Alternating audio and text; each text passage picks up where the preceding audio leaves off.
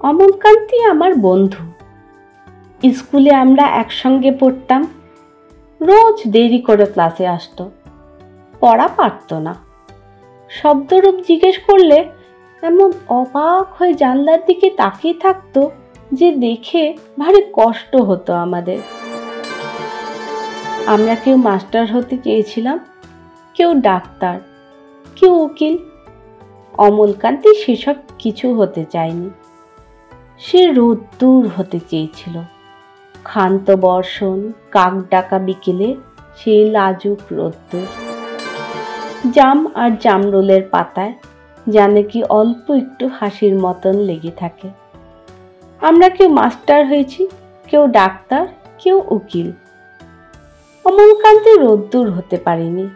সে এখন অন্ধকার একটা ছাপাখানায় কাজ করে।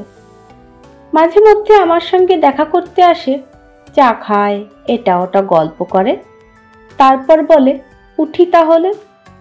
আমি ওকে দরজা পর্যন্ত এগিয়ে দিয়ে আসি। আমাদের মধ্যে যে এখন মাস্টারি করে, অনায়াসে সে ডাক্তার হতে পারত।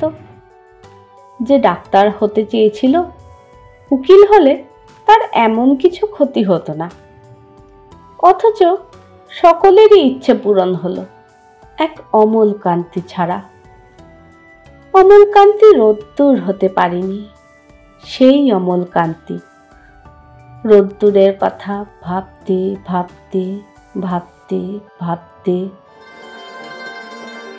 যে একদিন রোদ্দুর হতে চেয়েছিল।